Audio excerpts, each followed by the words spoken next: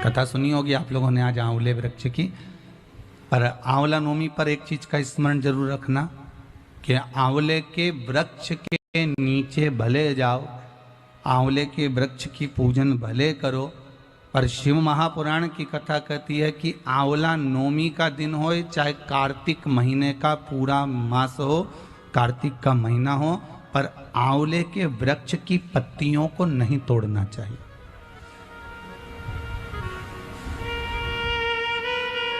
कई लोग बहुत गलती करते हैं, आंवले की पूजन करने जाते हैं ना, तो वो सोचते हैं कि अब आंवले के पेड़ के नीचे भोजन करने का बड़ा महत्व है कि आंवला नवमी के दिन भोजन करना चाहिए। तो कई माताएं इतनी चतुर होती है ना, आंवले की पत्ती तोड़ के ले आती, सिर पे रख के भोजन कर लेती। कर रहे थे क्या?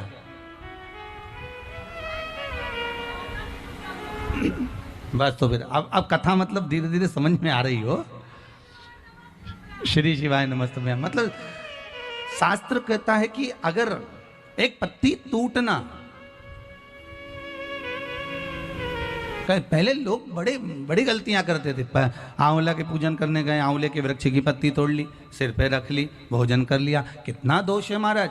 यहां तक शिव महापुराण की कथा कहती है, विष्णु पुराण, अग्नि पुराण, पद्म पुराण कहती है, गर्ग संहिता में यहां तक वर्णन करा गया है, स्कंद पुराण में भी कहा गया है कि आंवले के वृक्ष की जिस दिन पूजन करें, आंवला अगर ऊपर से नीचे गिर जाए, आपको प्राप्त हो जाए, तो भले उसका सेवन करो, भले उसको रख लो, पर आप आंवले नवमी के दिन आंवले को भी नहीं तोड़ना चाहिए।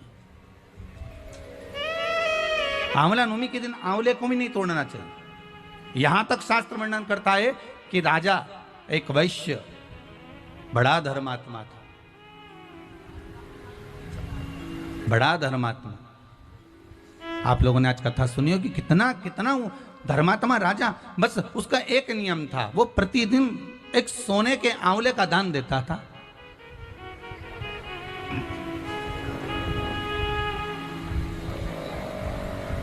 प्रतिदिन आंवले का दान करना, और वो भी सोने के आंवले का दान करना। उसके बहू बेटा को लगा, उसके बहू बेटा को प्राप्त हुआ कि अगर ये पिताजी इसी तरह से सवा मन सोना आंवला बनाकर लुटाते रहेंगे तो हमारे पास तो एक दिन ऐसा स्थिति आ जाएगी कि हमको भीख मांगना पड़ेगा, हमको भीख मांगना पड़ेगा। अच्छा, बहू बेटा को यह भान नहीं होता कि जिन माँ बाप ने जोड़ा है, अगर वो लुटा भी दें तो सत्ता तो उन्हीं की है ना, दौलत तो उन्हीं की है, पैसा तो नहीं का है। जितना जोड़ा वो माँ बाप ने जोड़ा, अगर वो लुटा भी दें तो ये उनकी मर्जी। पर बहुत कम माता पिता ऐसे होते हैं जो अपने ऊपर सही मायने में खर्च करते हो। बहुत ध्यान देना महाराज। जोड़ा जोड़ा जोड़ा जोड़ा, आखिरी में छोड़ा, इतना बड़ा फोटो टंगिया, फोटो नीचे तुम ऊपर, हो गया कल्याण। तो उससे ज्यादा और होगा क्या? क्या मतलब?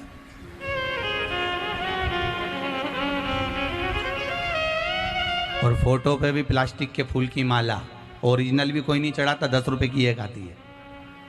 कौन चढ़ाएगा 10 रुपए की एक माला?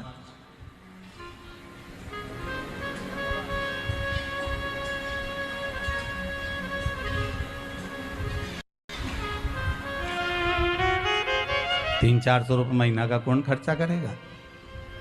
एक बार में लिया है, गया जी गए तब माँ विष्णु चरण के पास में बहुत दुकान लगी थी। कहा ये माला उतार के देता साहब, तो के 60 रुपए की है, चलेगी, प्लास्टिक की है, हाँ प्लास्टिक की है, बस धो लो, दिवाली पे फिर टांग दो, फिर धो लो, दिवाली पे फिर टांग दो। तुमने कहा पिताजी को यही माला अच्छी रहेगी हो, दादाजी चले गए ना, उनके लिए ये माला जोरदार है, उठाओ, धो, टांग।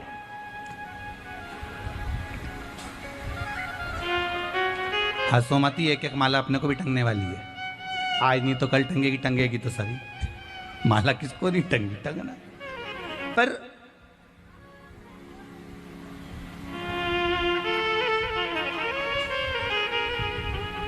जाना तो है, पर भजन कर कर अगर जाओगे ना तो कोई माला टांगे चाहे ना टांगे, परमात्मा जरूर माला पहनाएगा ऊपर जाते से कि मेरा अपना आया है, मेरा भगत आया है, भजन करने वाला आया है, स्मरण करने वाला आया है, मंत्र जाप करने वाला आया है, मंत्र नाम स्मरण करने वाला आया है, तो परमात्मा जरूर माला टांग देगा कि ये मेरा अपना आया है, ये मेरा स्वयं का आया,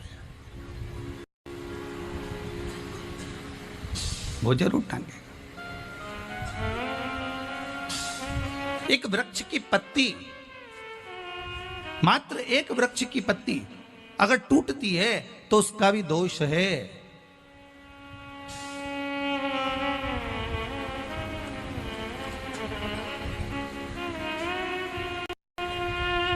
आज आंवला नवमी है, एक कथा का स्मरण करिएगा जरा। सीताराम सरकार, भगवान राम जी महाराज आज अयोध्या में बड़े ठाठ से विराजे हुए हैं, बड़ी अलमस्ती में बैठे हुए हैं।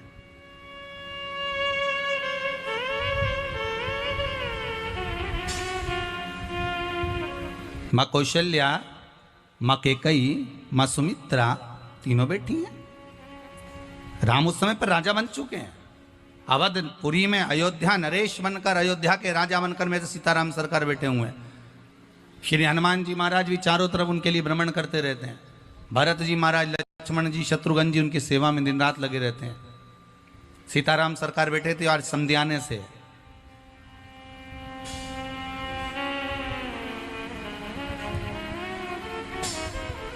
आज समध्याने से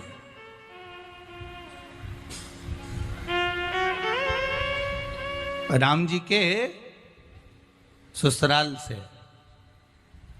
आज ढेर सारा फल डलियाओं में भर भर कर आया।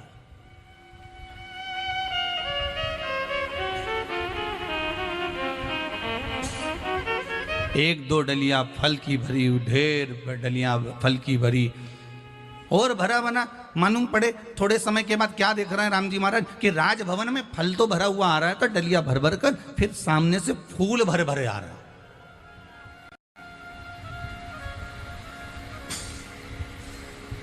अब राम जी के जो समझाना था दशरथ जी का, वो सामने से फूल भर भर कर आ रहे हैं, डलिया पे डलिया, टोकनी पर टोकनी भरे भरे चले आ रहे। सारे राजभवन में फल की टोकनियां जम गई, सारे राजभवन में फूल की टोकनियां जम गई। थोड़ी देर बाद देखा कि राम जी ने क्या देखा कि सामने से टोकनियां भरकर, डलिया भर भर कर मालाएं आ रही हैं फूल की।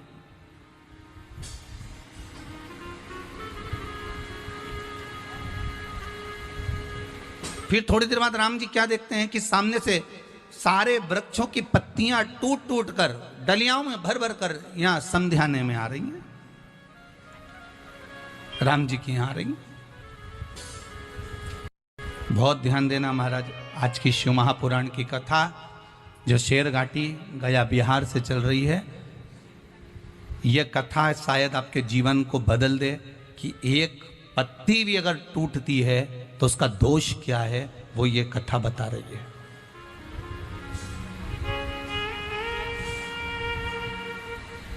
जिस दिन जिस वृक्ष की पूजन होती है, उस दिन उस वृक्ष की पत्ती तोड़ने का दोष क्या है, ये राम जी की कथा कर रही है, ये राम कथा कर रही है।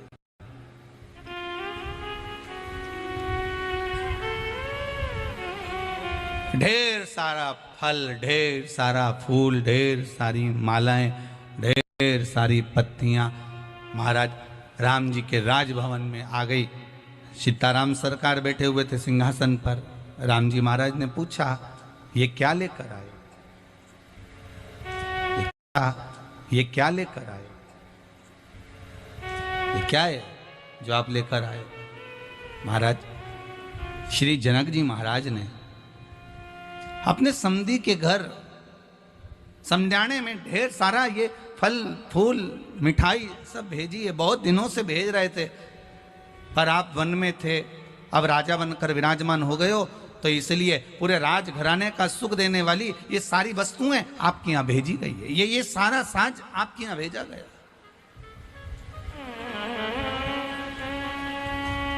महाराज एक बेटी का बाप, एक बेटी का पिता अपनी बेटी के यहाँ क्या ना लेकर जाए।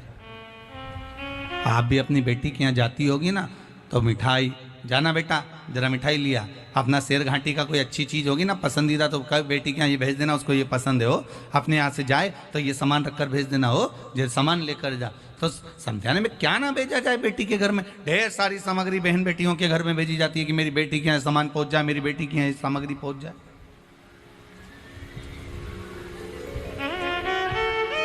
ले जाओ इसको।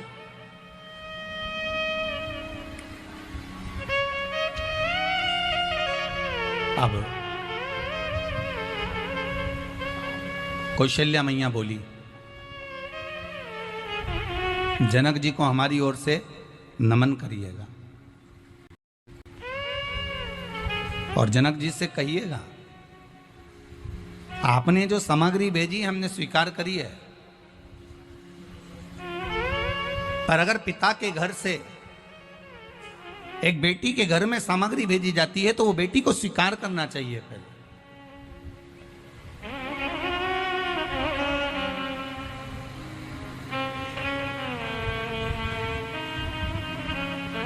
ये राजघराने में लाने से पहले आप जानकी जी के कक्ष में पहुंचा दो,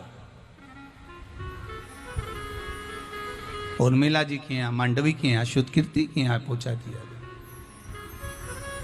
देखिएगा जरा कितनी विचित्र कथा है कि बहू के मायके से अगर कोई सामान आ रहा है तो सास कह रही हैं कि ये आप जिसके लिए आई है उसके यहाँ पहुंचा। और एक आज का जमाना ऐसा है कि लड़ी बहू के घर से क्या आया पहले हमको दिखाओ कि क्या लेके आई है, पहले हमको दिखाओ। और अगर बहू कोई सामान लाई और अपनी सास को नहीं दिखाई तो सास का मुंह भगोना हो गया, तपेला, बोले ही नहीं 8 दिन तो बात ही नहीं करे। क्या हुआ, क्या बताओ, अभी मायके से आई थी, ना जाना कितना सामान लेके आई, मेरे को तो एक रत्ती का नहीं दिखाया, मुझे तो जरा सा नहीं दिखाया, मुझे तो बताया तक नहीं कि क्या लेके आई। अरे तुम मत देखो ना, तुम्हारे पास में सामान की कमी है क्या, वस्तुओं की कमी है क्या, ढेर पड़ा।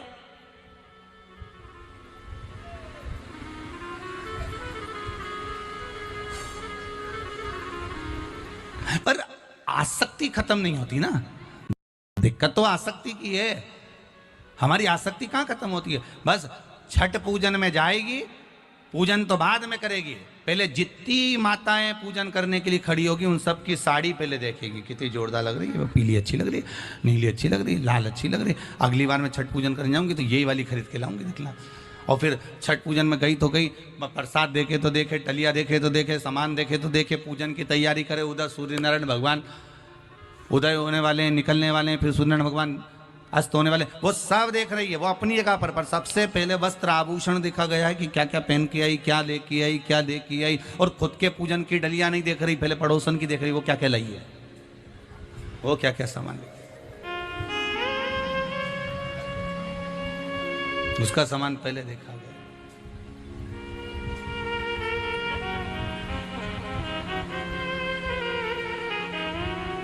अच्छा, जैसे तुम दूसरे का वस्त्र देखो, दूसरे की सामग्री देखो, शिव महापुराण की कथा कहती है, उसी तरह दूसरे में गुण भी तो देखा करो थोड़ा बहुत कि कितनी अच्छी है, भगवान का भजन कर रही है, सीताराम कर रही है, राम नाम कर रही है, शंकर जी का भजन कर रही है, स्मरण कर रही है। पर नहीं, हम दूसरे में गुण नहीं देखते, हम दूसरे में अवगुण देखते हैं। बताओ कैसी पागल है, दिन रात मंदिर में जाकर बैठी रहती है, दिन रात भगवान का भजन करती रहती है, दिन रात ये काम करती रहती है, इसके पास कोई काम नहीं, केवल भगवान भगवान भगवान भगवान। और बच्चा कुचा था वो सियोर वाला महाराज, वो और चालू हो गया शिव महापुराण की कथा, और चालू हो गया। आधे से ज्यादा का तो टेंशन हो जाएगा, शेर घाटी में अब 7 दिन क्या होगा, आधे टेंशन में।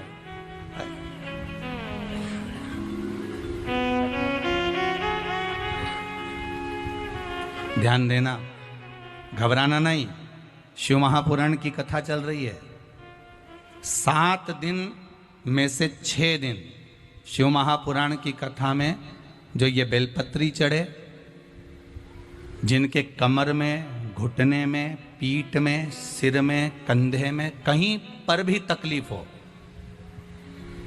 प्रतिदिन 6 दिन एक बेलपत्री चबा चबा कर रात होने से पहले खा लेना, दूसरे दिन लिख कर भेज देना कि शरीर ठीक हुआ कि नहीं हुआ। शिव महापुराण की बेलपत्री का इतना प्रमाण है महाराज। शिव महापुराण की बेलपत्र का इतना प्रमाण है कि आपका शरीर ठीक हुआ कि नहीं हुआ, उसको लिखकर जरूर भेजना। और नकली नकली मत लिखना हो, ओरिजिनल लिखना कि हाँ मेरा सिर दुख रहा था, मैंने बेलपत्री खाई, आराम लगा कि नहीं लगा। नहीं लगे तो भी लिखो और लगे तो भी लिखो कि मैंने खाई। उसका लाभ क्या? जिसकी शुगर बीपी ऊंचा नीचा हो रहा हो, शुगर बढ़ रही हो, शुगर डाउन हो रही है, वो भी बेलपत्र जरूर खाना। और दूसरे दिन नाप कर बताना कि शुगर लेवल में आई कि नहीं आई। दूसरे दिन ही नापना, रात होने से पहले खाना और दूसरे दिन नाप के बताना कि शुगर लेवल में आई कि नहीं। शिव महापुराण का, शंकर का एक एक शब्द, शंकर की कथा का एक एक संबोधन, एक एक अनुमोदन शिव महापुराण का, शंकर की कथा और शंकर पर चढ़ा हुआ एक एक वस्तु औषधि का काम करती, एक एक औषधि। पर कई लोग बेलपत्र को रख लेते हैं, रात को खाते हैं। बेलपत्र का नियम है कि भगवान शंकर का कोई भी प्रसाद हो, चाहे तुम 16 सोमवार करो, संकट सोमवार करो, चाहे सोमवार का व्रत करो, चाहे पशुपति व्रत करो, पर कोई भी व्रत करो शंकर जी का प्रसाद रात भर नहीं रखा जाता। शिव जी की संकट सोमवार की किताब में भी लिखा है, 16 सोमवार की किताब में भी लिखा है कि आप संकट सोमवार कर रहे हो, 16 सोमवार कर रहे हो, मलिदा तैयार कर रहे हो, चूरमा बना रहे हो, रोड बना रहे हो, तो वो जो बना रहे हो उसको सबको खिला देना, रात भर मत रखना इस प्रसाद। वो रात भर नहीं रखा, उसको पाली।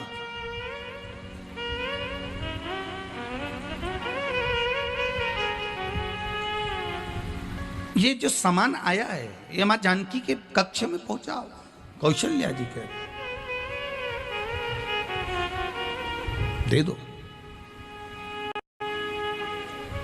सेवक जानकी जी के कक्ष में, माता सीता के कक्ष में सेवक वो फल वो फूल सब ले गए।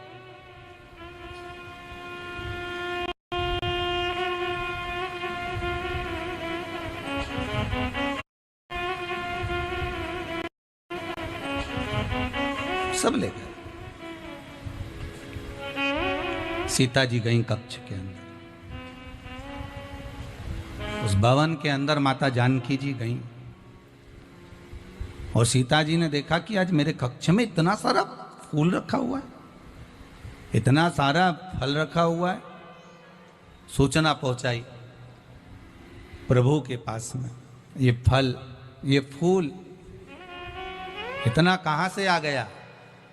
कहा समध्याने से आया है, जनक जी के यहां से आया।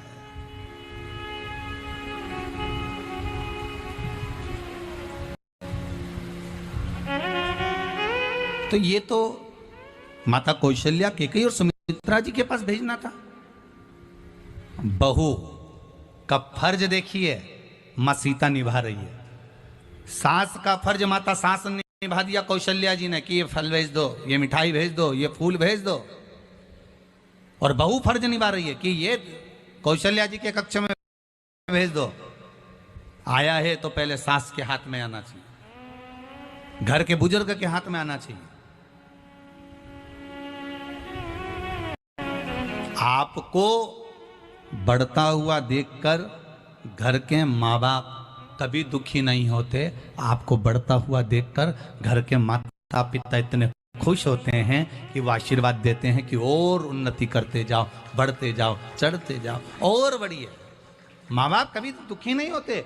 बच्चों को बढ़ता हुआ देखकर माता पिता बड़े प्रसन्न होते हैं कि आपकी जिंदगी में और अग्रणी हो, और बढ़ते जाओ।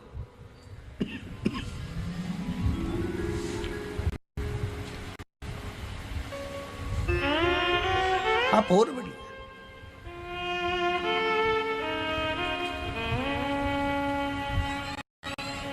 अब कैकई मैया आई। माता कैकई ने कहा, सीते बहुरानी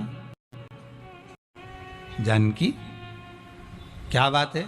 माँ ये कोई फल, कोई मिठाई, कोई पुष्प यहां रखकर चले गया है, यहाँ दे गए, नहीं आपका है, आपके यहाँ रखो।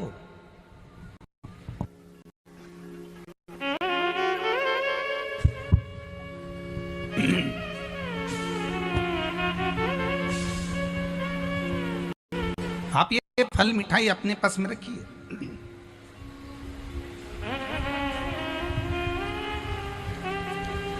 सीता जी ने कैकेयी मैया के जाने पर एक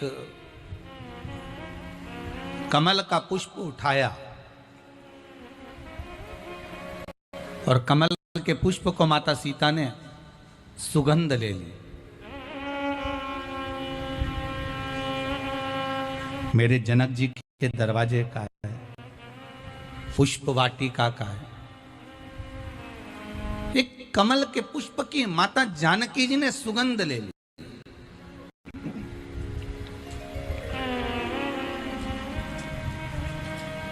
और सीता जी ने सुगंध ली और कमल का पुष्प रखा। राम जी सिंहासन पर बैठे बैठे सारी लीला देख रहे थे, क्योंकि पूर्ण पुरुषोत्तम मेरे भगवान राम है। और साधारण है क्या?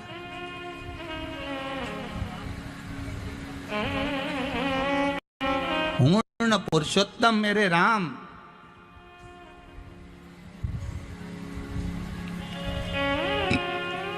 उन्हें देख लिया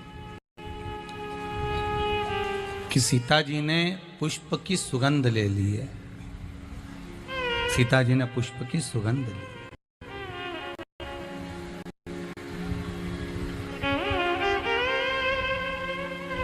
अब राम जी वापिस अपने कक्ष में आए माता जानकी के। आज आंवला नवमी है तो ये प्रसंग निकला है, बड़े ध्यान से सुनना। शायद पूर्व की जितनी कथाएं आप लोगों ने सुनी होगी उसमें ये प्रसंग नहीं सुना होगा।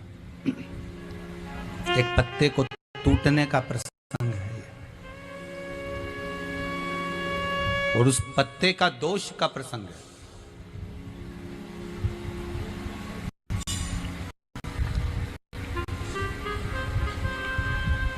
राम जी आए, मेरे राघव जी पधारे अपने कक्ष में मां जानकी के कक्ष की ओर, और सीता जी बैठी हैं। सब कुछ बताया माता जानकी ने, ये पिताजी के यहाँ से आया है, ये पुष्प है, ये फल हैं, ये मिठाई है। राम जी तो सब जानते थे, क्योंकि पहले आया ही कहाँ था? राज सिंहासन के सामने। पहले रखा ही कहाँ था? सिंहासन के सामने। सारी वस्तुएं ही रखी थी, वो तो माता कौशल्या जी ने वहां भेजा। तो राम जी को तो सब मालूम था। राम जी जो जानना चाहते थे वो सीता जी ने नहीं बताया। राम जी क्या जानना चाहते थे? कि मैंने एक कमल के पुष्प की सुगंध ले ली है।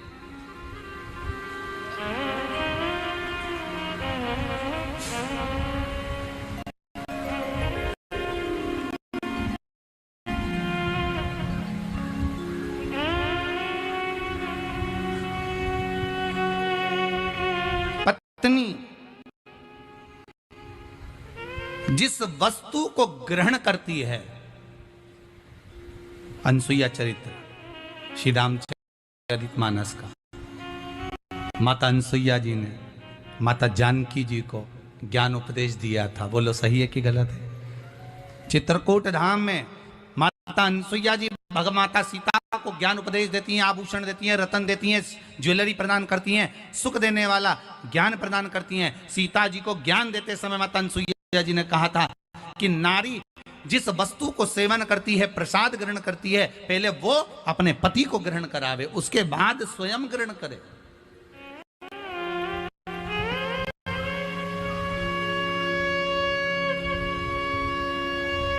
ये अनसुईया चरित्र तो सीता जी ने बाद में सुना, और सुनने के बाद ग्रहण करने के बाद भी माता सीता के स्मरण में नहीं रहा कि मुझसे आज गलती हो गई। हाँ, सीता जी ने कौन सी गलती कर दी थी? मात्र एक पुष्प को उठाया और सूंघ लिया, और सूंघ कर वापिस रख दिया।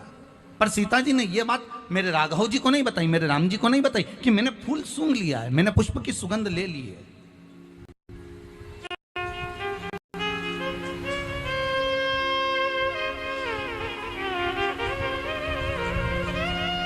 राघव जी सुनना चाहते थे, सीता जी बता नहीं पाई।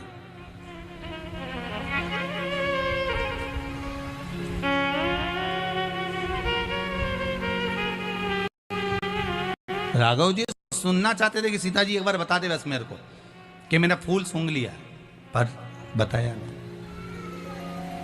बता नहीं पा रही। राघव जी चले गए, शंकर जी की आराधना में लग गए, शिव अर्चना में लग गए, पूजन में लग गए। शंभु शरणे पड़ी मांगू घड़ी रे घड़ी दुख काटो दया करी ने दर्शन आप।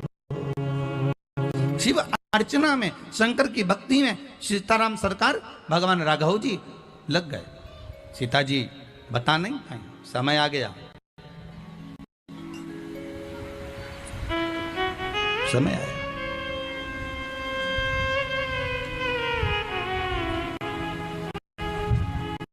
आज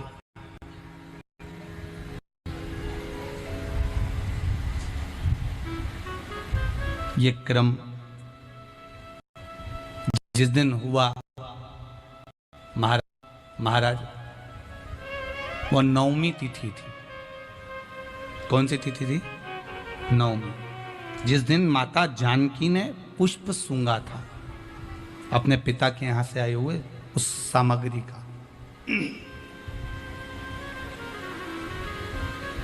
दशमी निकल गई। एकादशी के दिन माता जानकी जी ने व्रत किया। द्वादशी का दिन आया और मां जानकी वो द्वादशी के दिन एक बगीचे में भ्रमण के लिए चली गई। वहीं अवधपुरी का बगीचा, वहीं अयोध्या का बगीचा, जहां पर ढेर सारी फुलवाड़ियां लग रही थी।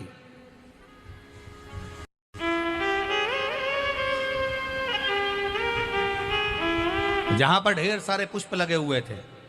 मां जानकी जी द्वादशी के दिन, तिथि के दिन बगीचे में भ्रमण के लिए गई और भ्रमण करते करते माता जानकी जी ने एक पुष्प तोड़ना चाहा, पुष्प जैसी तोड़ना चाहा। माता सीता का पल्लू उड़ा और जानकी जी का पल्लू उड़कर एक तुलसी के वृंद पर पड़ गया। तुलसी के वृंद पर पड़ा तो तुलसी का पत्ता सीता जी के चलते ही टूटकर भूमि पर गिर गया।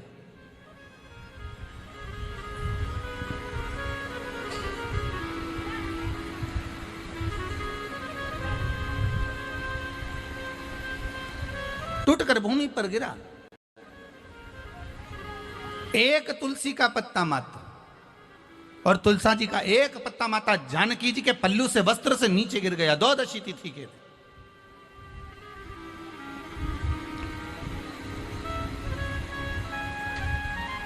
सीता जी वापिस आ गई। सीता जी वापिस आ गई और सीता जी वापिस आई और वापिस आई तो भगवान राम की लीला थी। आज देवऋषि नारद आ गए सामने भ्रमण करते करते, घूमते घूमते। बंधु दयालु दया कीजिए, जो दोनों हाथ उठाकर हर हर महादेव नी बोले उसको उठा लीजिए। हर हर। अब कितने बढ़िया बोले, मतलब जाना नहीं चाहते हो, जाके करोगे भी क्या? आप शेरघाटी में कथा चले तो जाना क्या वहां पर? भोलेनाथ तो खुद शेरघाटी आया हुआ है, मेरा शंभू तो खुद ही जाइए। शिव कृपा सागर है। देवऋषि नारद का आगमन हो गया और देवऋषि नारद जी आते से ही बोले राघव जी से, राम जी महाराज से, प्रभु बहुत भूख लग रही है, कुछ भोजन की व्यवस्था हो जाएगी क्या आपके यहाँ? राम जी बोले, एक तो तुम अयोध्या में आए और अवधपुरी में आकर बोलो कि भोजन की व्यवस्था हो जाएगी, ये कोई बात तो थी क्या? अयोध्या में तो कितनी कृपा है। अयोध्या के जितने साधु संत साधक उपासक जितने हैं, कभी आप लोग भी अवधपुरी जाएं, अयोध्या जाएं तो देखना, अयोध्या के जितने संत महात्मा साधु सन्यासी तपस्वी, जितने मठ, जितने मंदिर, जितने भी अवधपुरी के हैं, आप अगर भोजन के समय पर वहां गए हो तो प्रत्येक आश्रम में प्रत्येक संत के दरवाजे पर बिना शुल्क का, बिना पैसे का आपको भोजन प्राप्त हो जाता है। आप किसी भी मठ मंदिर में जाकर भोजन ग्रहण कर सकते हो। अवधपुरी का यह सबसे बड़ा सुख है, अयोध्या का यह सबसे बड़ा लाभ है महाराज। अवधपुरी के किसी भी संत, साधु, सन्यासी, तपस्वी, साधक, उपासक, महंत आदि आदि क्या जाइए, आप जाएंगे वहां पर सर उपासक। अब महाराज देवऋषि नारद बोले, देवऋषि नारद कहे हमको भोजन मिल जाएगा क्या? यहां पर हमें भोजन ग्रहण करना प्राप्त हो जाएगा क्या? क्यों नहीं होगा? राम जी बोले आप चिंता मत करो, भोजन की तैयारी है। और भोजन की तैयारी करी गई साहब। सीता मैया भोजन की थाली लेकर आई। जैसे ही मां जानकी भोजन की थाली लेकर आई, देवऋषि नारद जी ने कह दिया हम माता सीता के हाथ का भोजन नहीं कर सकते।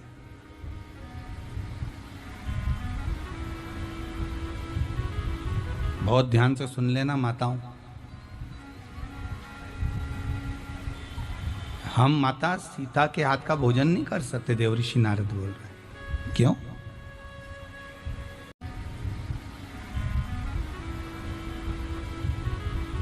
बहुत ध्यान से सुन लेना माताओं, हम माता सीता के हाथ का भोजन नहीं कर सकते। देवऋषि नारद बोल रहे, क्यों?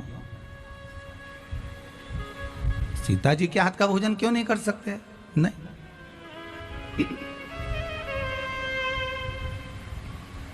कारण क्या हुआ ये तो बताओ। देवऋषि नारद बोले प्रभु एक तो आपके घर का भोजन करना है और ऊपर से हम बोलें कि सीता जी के हाथ का भोजन नहीं करना और कारण भी हम बताएं, तो ये कोई बात होती है क्या? राम जी बोले भोजन तुम नहीं कर रहे तो कारण भी तो तुम्हें बताना पड़ेगा कि क्यों नहीं कर रहे। कई लोगों की आदत होती है, डॉक्टर के यहाँ दिखाने गए बेटे को और पास में उसका दोस्त खड़ा रहता है। अब डॉक्टर बेटे से पूछ रहा है तुम्हें तकलीफ क्या है, तो दोस्त कह रहा है पेट दुख रहा है इसका। फिर डॉक्टर साहब ने पूछा तुम्हारा नाम क्या है, तो दोस्त बोला भेरू है। फिर डॉक्टर ने पूछा कितने दिन से दुख रहा है, तो दोस्त कह रहा 4 दिन हो गया। 4 दिन हो गए।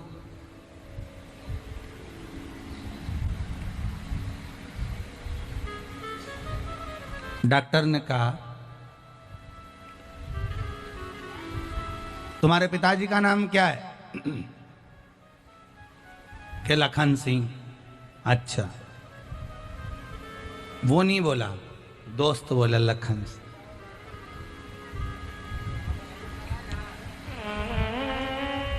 डॉक्टर ने पूछा तुम इनके पिताजी का नाम बता रहे हो कि अपने पिताजी का? नहीं, पिताजी का इनके ही बता रहा हूं। अच्छा, बीमारी इन्हीं की बता रहा हूं। अच्छा,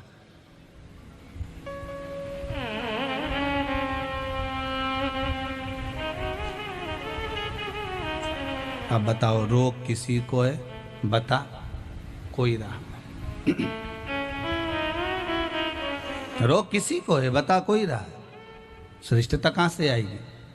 जिसको तकलीफ हो, जिसको दुख हो, जिसको कष्ट हो, अगर भगवान के सामने जाकर वो प्रार्थना करे तो दुख कटेगा कि नहीं कटेगा? अरे बोलो तो जम के कटेगा ना। वो खुद तो कहे नहीं, वो स्वयं तो बोलता नहीं।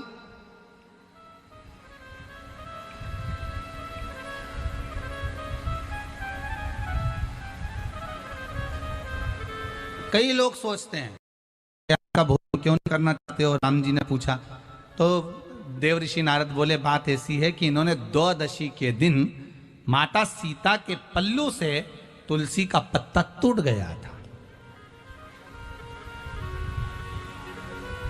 द्वादशी। ओहो,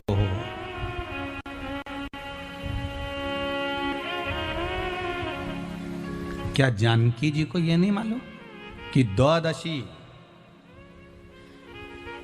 चतुर्दशी और संक्रांति के दिन अगर तुलसी का पत्ता टूट जाता है तो क्या सीता जी को यह ज्ञात नहीं है कि ब्राह्मण का मस्तिष्क काटने का दोष लग जाता है?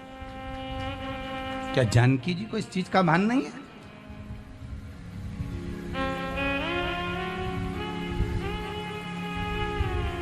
कौन कौन सी तिथि बताइए, जम के बोलते जाओ। द्वादशी, चतुर्दशी और संक्रांति। महाराज अगर जानकी जी को इस चीज का भान होना चाहिए, ब्राह्मण की हत्या का दोष, ब्राह्मण के शीश कटने का दोष तक लग जाता है। देव ऋषि नारद कहते हैं आपको मालूम नहीं, कार्तिक के महीने में अगर एक आंवले के वृक्ष की पत्ती का नोचन किया जाता है तो भगवान विष्णु के शीश कटने का दोष लगता है।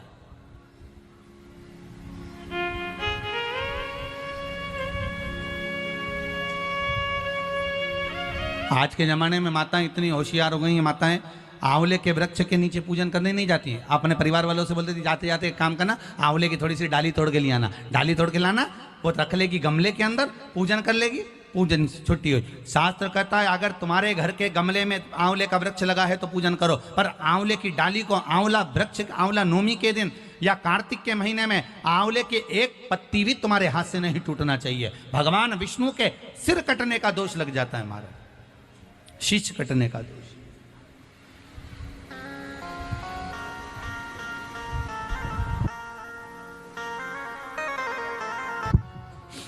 भगवान विष्णु के शीश कटने का दोष।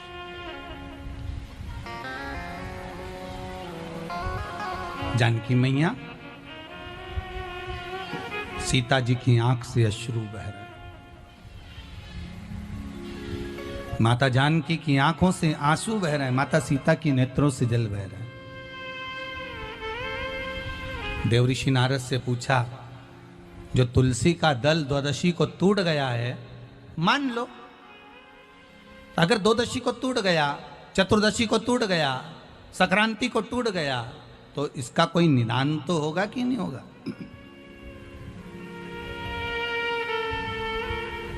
भगवान देव ऋषि नारद ने कहा, ब्रह्म हत्या हो जाए,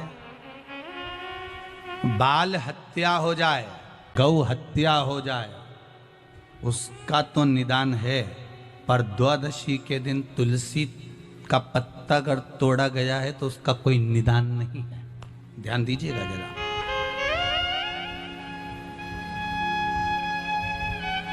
उसका कोई निदान नहीं।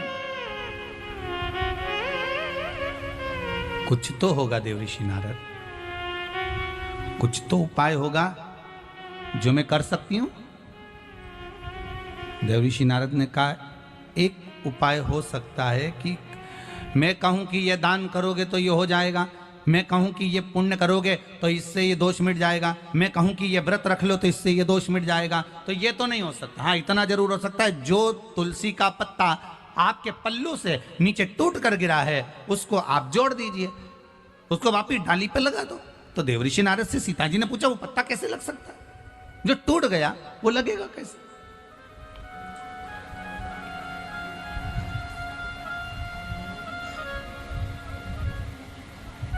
जो पत्ता मान लो टूट चुका है तो वो डाली पर लगेगा कैसे? देवर्षि नारद, नारद जी ने कहा,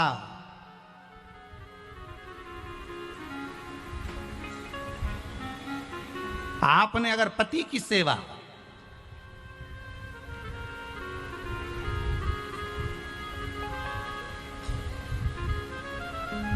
करी है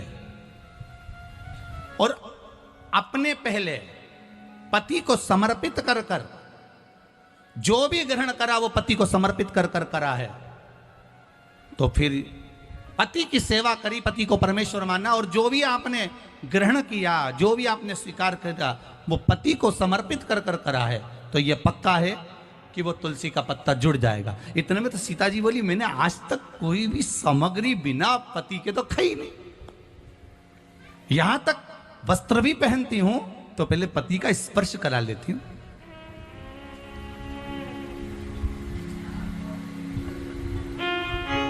कोई आभूषण धारण करती हूं तो पति का स्पर्श करा लेती हूं। तो फिर सीता जी की कथा चल रही है, तुम्हारी नहीं हो। आज के जमाने में तो तुम ठेले पे जाके कब गोलगप्पा खा के आ जाओ पति को ही नहीं मालूम है, कब पानी पूरी निपटाया हो। क्या बोलते इधर, पानी पूरी, पानी बतासा, क्या बोलते उसे, वो पानी भर के गाते हैं, पानी पूरी, गुपचुप। हाँ गुपचुप तो हैदराबाद में भी बोलते हैं, जैसे ही मुंह में गुप आदमी चुप, उसके बाद आवाज ही नहीं निकलती।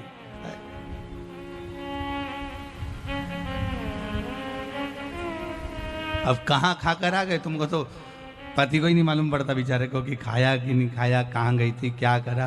अब यहाँ तो सीता जी का, अगर आपने पति को समर्पित कर कर वस्तुओं को ग्रहण किया है, स्वीकार किया है, पति को परमेश्वर मानकर सारी वस्तु समर्पित कर कर ग्रहण करी है, तो वो पत्ता आपसे जुड़ जाएगा। सीता जी बोली मैंने सब वस्तु ऐसी ग्रहण करी है, पति के बिगाड़ कोई काम करा ही नहीं, उनसे कोई बात छुपाई ही नहीं, उनको कोई बात रही नहीं। तो फिर सीता जी ने कहा अब भी जाती हूँ। सीता जी पहुंची, नारद जी को भी ले गई, राम जी को भी ले गई। सीता जी ने पत्ता उठाया, हाथ जोड़कर निवेदन करा, हे तुलसी के पत्र, कृपा करो माँ तुलसा, हे माँ तुलसा, हे पटरानी, कृपा करिए, ये तुलसी का पत्ता अगर मैंने अपने पति को सर्वस्व समर्पित कर कर सेवा करी है तो ये तुलसी का पत्ता वापिस डाली में लग जाए।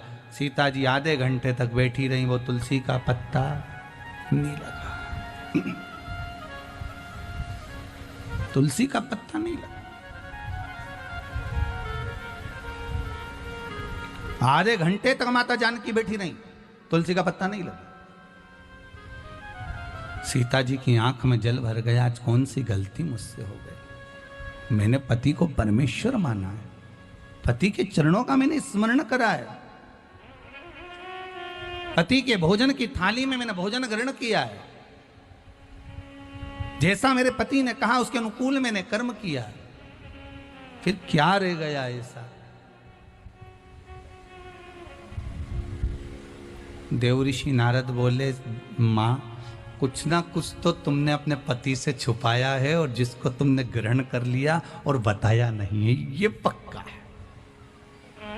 क्या करा था इन्होंने, याद करो कथा का शुरू क्या करा था। जो फूल आया था उसको पति को बिना बोले सूंघ लिया, बिना समर्पित किए सूंघा। वो पुष्प सीता जी को ज्ञात नहीं हुआ कि मैंने कोई कर्म विकार करा ही नहीं। मैं जानती हूं मैंने बेकार कर्म नहीं मां। तब देवऋषि नारद ने कहा मां, समध्याने से पुष्प आए थे, फल आए थे, मिठाई आई थी, उस फल फूल मिठाई में से आपने पुष्प को सूंघ लिया था, याद करिए। हाँ देवऋषि नारद गलती हो गई। नारद जी ने राम जी को देखा, राम जी ने नारद को देखा, राम जी बोले अच्छा हुआ इसने तूने सुधार दिया। राम जी देवऋषि नारद को बोले बुलाया ही तेरे को इसलिए था कि इसकी गलती दिखा दी जाए। माताओं की गलती दिखाना बड़ा कठिन काम है, बहुत कठिन। पति अपनी पत्नी से कह देना तूने मम्मी से ऐसा क्यों कहा, बस उठते में तो जगदम्बा हो गई, तो तैयार, बस फिर बोला। अब गलती दिखाना ही तो दिक्कत है। सबसे बड़ी तो तकलीफ यहाँ शास्त्र रहता है ना, आप अपने साथ में कोई मित्र रह रहा है, कोई सखा रह रहा है, कोई शिष्य रह रहा है, कोई गुरुजन रह रहा है, कोई व्यक्ति आपके साथ में रह रहा है, आप उसकी गलती तो गिनवा दो कि तूने ऐसा करा, तूने ये करा, तूने मेरे साथ झूठ बोला, तूने प्रपंच करा, तूने छल करा, तूने ये बात क्यों छुपाई। तुझे अगर विश्वास था अपने गुरु पर, तुझे विश्वास था अपने मित्र पर, तुझे विश्वास था अपने सखा पर, जब वो व्यक्ति आपसे कुछ नहीं छुपा रहा तो तूने क्यों छुपाया ये बात, तूने क्यों छुपाई कि मैंने ये नहीं करा, मैंने वो नहीं करा, छुपाया क्यों। अगर तू बता देता तो सब क्लियर होता चले जाता, पर छुपाओ क्यों।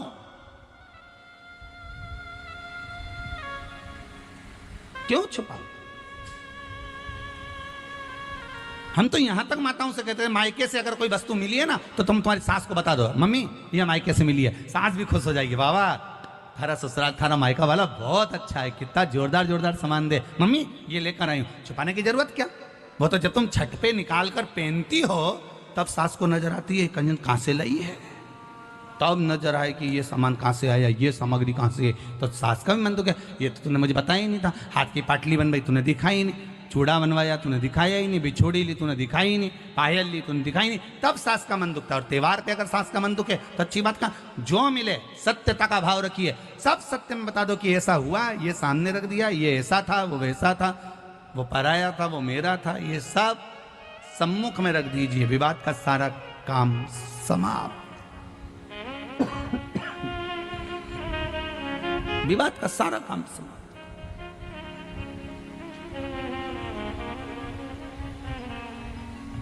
विवाद हम उत्पन्न करते हैं।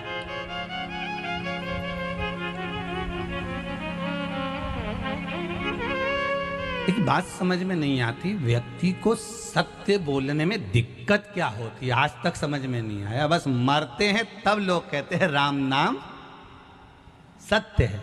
अब जो मरा है वो उठ के सत्य बोलेगा क्या? तो जीते जी बोलो ना। दिवाली मिलने जाओ तो हैप्पी दिवाली मत कहो, जाते से कह दो काका जी राम नाम सत्य है, सेठ जी राम नाम सत्य। सेठ जी कुर्सी से नीचे धड़। क्यों रे मेरा बुरा चाहता है? नहीं नहीं नहीं, मरने के बाद लोग सत्य बोलेंगे तब आप नहीं बोल पाएंगे। तो हमने सोचा आज ही सत्य बोल ले, थोड़ा बहुत तो बोल लो रे राम नाम। अरे बोलो तो, अभी भी घबरा रहे हो तुम तो। बोलो जरा अच्छे से राम नाम। पीछे वाली तो बोल ही नहीं रही है, अच्छे से बोलो राम नाम सत्य है और वो अटल है, अजर है और अमर है। राम का नाम ही केवल सत्य रहेगा, बाकी का सब संसार मिथ्या झूठा। तुम्हें अपने नजर आ रहे हैं सब चोटे नंबर 1 के, सब चोर। एक भी अच्छा नहीं है। जैसे रात को मरेगी ना, आधी रात के सब बहुएं नोच नोच के निकाल देगी। सब चोटे घर में जितते। तुम अच्छा नाटक कर लो, अच्छा तुम एक काम करो, आधा 1 घंटा रात्रि को यूं मर जाओ अपने आप ही, ऐसी डिजाइन में सांस मास रोक के पड़ जा। और बहुन आएगी, थोड़ी देर देखेगी, अम्मा अम्मा अम्मा आई, अम्मा अम्मा। वो सोचे कि मर गई है तो थोड़ी देर तो आंख में आंसू आएगा, उसके बाद देख लेगी अंगूठी अच्छी है, निकल ऐसा सब निकुल के। अब रोना भी है और निकालना भी है, तो सब रोते रोते सब निकाल के पल्लू में बांध के फिर बैठ जाए, फिर वापिस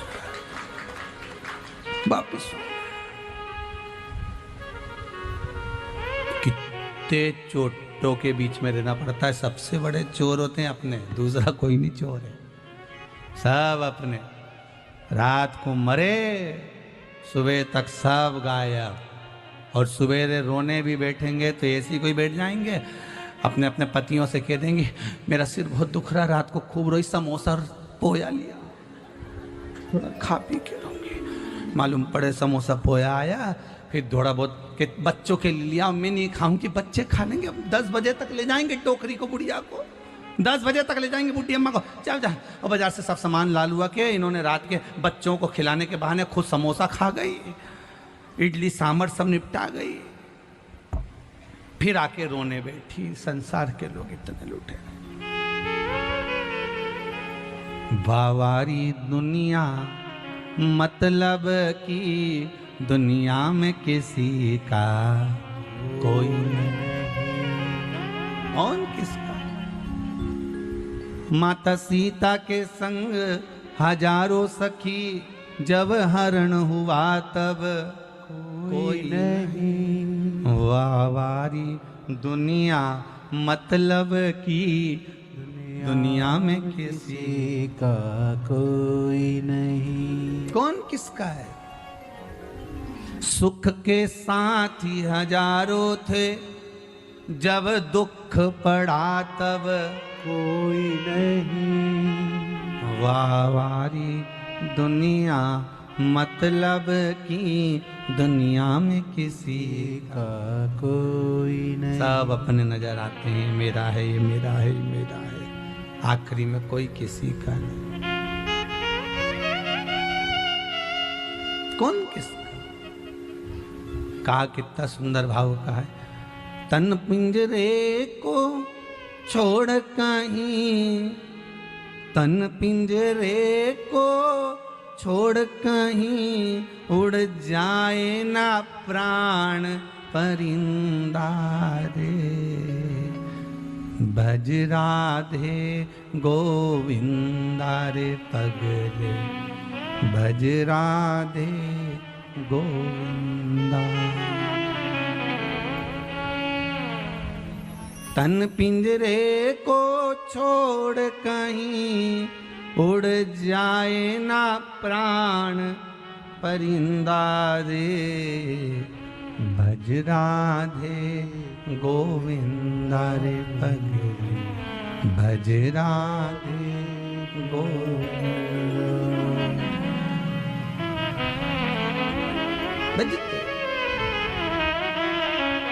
अंतिम बिंदु है, प्राण छूटेंगे। सत्य सत्य बोलने में क्या जाता। सीता जी को ध्यान आया, हाँ मैंने एक गलती करी थी, जो फूल आए थे उसमें से मैंने पुष्प को सूंघ लिया था। भगवान राम को बिना दिए, राम जी के बिना सुगंधित लिए मैंने सूंघ लिया। अब क्या करूं? अब बोलो क्या करा? देवऋषि नारद ने कहा, माता जानकी एक काम करिए, अब तुलसी के पत्र को कहिए कि कमल के पुष्प की जो सुगंध ली है उसको छोड़कर अगर मैंने पति की सेवा में कोई कमी रखी हो और उनसे कोई चीज बिना दिए मैंने समर्पित कर ली हो, बिना दिए मैंने अगर ग्रहण कर ली हो, तो मेरा ये तुलसी का पत्र अगर ऐसा हो तो अवश्य लगे। अगर कुछ रह गया हो, कमल के पुष्प की सुगंध के सिवाय अगर मैंने कुछ रह गया हो। सीता जी ने विनती करी, तुलसी का पत्ता उड़ा, उड़कर वापिस पुनः उसी डाली में वापिस लग गया, वापिस लग गया। देवऋषि नारद से माता जानकी जी ने कहा, अब तो आप भोजन करेंगे ना मेरे हाथ का? सीता जी बोली, आप भोजन करोगे ना देवऋषि नारद? नारद जी बोले, हाँ अब मैं भोजन करूंगा, चलो माँ चलते। तब देवऋषि नारद ने जानकी जी के हाथ का भोजन ग्रहण करा। ध्यान देना, आंवला नवमी के दिन आंवले के वृक्ष की पत्ती मत तोड़ना। जिस दिन माता तुलसा का स्मरण कर रहे हो, द्वादशी तिथि हो, चतुर्दशी तिथि हो, संक्रांति हो, आदिकादिक जो तिथियों का वर्णन करा गया है विष्णु पुराण आदिक में, उन तिथियों को तुलसी का दल मत तोड़। अब आप लोग कहोगे गुरुजी वैकुंठ चतुर्दशी आएगी तो उस दिन तो आप बताते हो कि हरिहर मिलन होता है। रात्रि को 12 बजे से लेकर सुबह 4 बजे तक शंकर भगवान पर तुलसी चढ़ती है वर्ष में एक बार, और भगवान लड्डू गोपाल पर, शालिग्राम भगवान पर बेलपत्र चढ़ती है। उस बेलपत्र और तुलसी को सुबह 4 बजे से पहले शहद की शीशी में रखा जाता है, और उस शहद को जो बच्चा माइंड से कमजोर होता है, बुद्धि से कमजोर होता है, जो पढ़ने में कमजोर होता है, जिसका विवेक काम नहीं करता, कोई कंपटीशन एग्जाम उसका निकल नहीं रहा होता है, तो 1 महीने उस बच्चे को वो शहद चटाया जाता है तो बच्चा विद्वान हो जाता है। माता पिता को कहना नहीं पड़ता कि पढ़ने बैठ पढ़ने बैठ पढ़ने बैठ, बच्चा खुद पढ़ता है। माता पिता नहीं कहते फिर कि पढ़ने बैठो, वो खुद पढ़ेगा। तो वैकुंठ चतुर्दशी के दिन आप कह रहे हो कि चतुर्दशी के दिन तुलसी नहीं तोड़ना चाहिए, द्वादशी के दिन तुलसी नहीं तोड़ना चाहिए, तो फिर वैकुंठ चतुर्दशी के दिन जो चढ़ाना है 1 दिन पहले आप उसको रख लो संजो कर। शिव महापुराण की कथा तो यहां तक कहती है कि अगर आप सोमवार का व्रत करते हो, संकट सोमवार का व्रत करते हो, 16 सोमवार का व्रत करते हो, और आप सोमवार के दिन अगर बेलपत्री के वृक्ष से बेलपत्र तोड़ रहे हो तो उसका भी दोष है महाराज, उसका भी दोष है। 1 दिन पहले तोड़ो।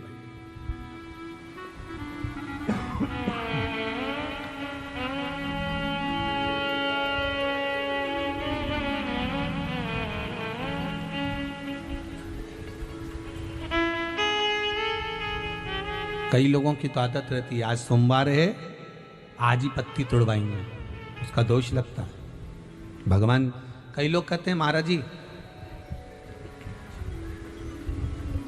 एक माता जी ने लिखकर भेजा था, व्हाट्सएप पर भेजा हुआ था समिति के, कि गुरुदेव हम सारे उपाय करते हैं, इसके बाद भी हमको तकलीफ क्यों रहती है, कारण क्या है उसका? उसका कारण कोई दूसरा नहीं। देवताओं पर कभी दोष मत देना, कारण हमारा अपना होगा कि हमारा कार्य क्यों नहीं हो रहा, उसका कारण हम खुद हो सकते, हम खुद हो सकते। भगवान क्यों नहीं मिलता, उसका कारण हमारा खुद का है। जैसे मान लो कोई तुमसे कहे कि भैया देखो ये सामान मिला ना, और ये सामान मिला कर एक ये औषधि तैयार करना, और औषधि में तुम ये नींबू निचोड़ लेना, और नींबू निचोड़ कर जब तुम खाओगे तो तुम्हें आराम लग जाएगा, जब तुम पाओगे तो तुम्हारा रोग, तुम्हारी बीमारी है वो समाप्त हो जाएगी। अब तुमने तो खाया, उसके बाद भी तुम्हारा रोग समाप्त नहीं हुआ, बीमारी समाप्त नहीं हुई, तो तुम क्या कहोगे, उसने तो गलत बता दिया। बोलोगे कि नहीं बोलोगे? तो वो पूछेगा क्यों, मैंने बताया था तुमको ये लेना ये लेना ये लेना, साथ में नींबू निचोड़ना, नींबू निचोड़ कर उसका रस उसमें मिलाकर खा लेना, उससे तुम ठीक हो जाओगे। फिर ठीक क्यों नहीं हुए, उसका कारण क्या था? तुमने तो गारंटी ली थी कि मैं ठीक हो जाऊंगा, फिर गारंटी में गया कहाँ, आखिर वो गारंटी गई कहाँ? जब सियोर वाला महाराज इतना छाती ठोक ठोक के कहे कि ये करो इसके करने से ये फल मिलेगा, ये करो इसके करने से ये फल मिलेगा, फिर हमारा काम क्यों नहीं हुआ, हमें दुख क्यों मिला, हमें तकलीफ क्यों मिली, उसका कारण समझ लेना। तुमने तो कहा था कि नींबू निचोड़ना, ये दवाई खा लेना, तो आखिर वो दवाई असर क्यों नहीं करी? तो उन्होंने पूछा बताओ क्या क्या करा। हमने ये लिया ये लिया ये लिया, उसके बाद हमने नींबू काटा, नींबू काट के हमने नींबू निचोड़ा, नींबू निचोड़ के हमने फिर खाया, पर हमारी बीमारी तो मिटी नहीं। सबकी बीमारी मिट गई, फिर तू क्यों रह गया? भगवान शंकर ने सबका सुना, फिर तू क्यों रह गया? तुझे दुख क्यों आ गया, तुझे तकलीफ क्यों आ गई? फिर से बता कि मैंने ये डाला ये डाला ये डाला, नींबू निचोड़ा, फिर उसको खाया, पर मुझे आराम नहीं लगा, उसका कारण क्या है? तो फिर जिसने दवाई बताई थी उसने पूछा ये बता कि तूने नींबू निचोड़ा कि ऐसे ही निचोड़ा? नहीं, नींबू तूने निचोड़ा तो निचोड़ा कैसे? अरे तो उसको काटा। अच्छा, तो काटा कैसे? कि लोहे के चक्कू से काटा।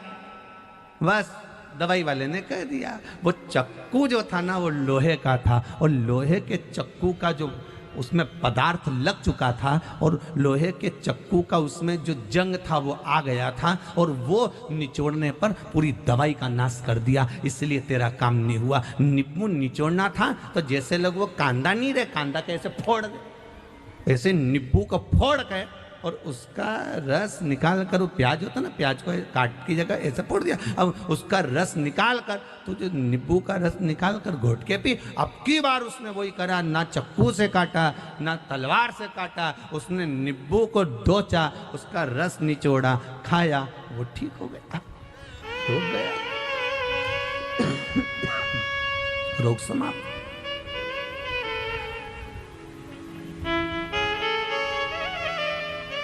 अब गलती इसमें बताने वाली की थी क्या? जम के तो बोलो तो थी। गलती किसकी थी? अपनी। उसने कहा था नींबू निचोड़ना, इसने चक्कू से काटा, लोहे के चक्कू का भाग पदार्थ जंग उसमें लग गई, उसका असर दवाई का खत्म। गलती हमारी, आप आए नहीं और सुबह हो गई, मेरी पूजा की थाली धरी की धरी रह गई। क्यों नहीं? किस लिए नहीं?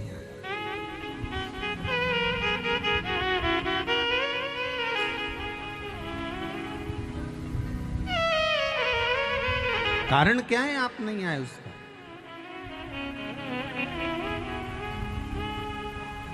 आप आते, क्यों नहीं आए? उसका कुछ कारण होगा, कुछ कारण।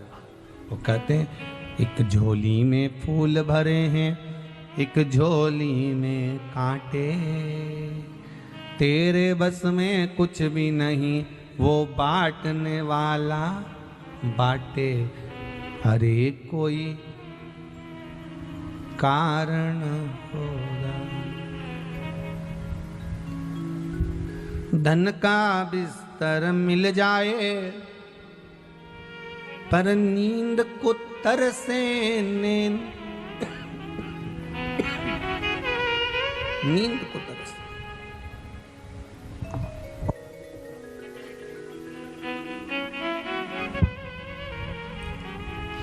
धन का बिस्तर मिल जाए पर नींद को तरसे नैन, कांटों पर भी सोकर आए,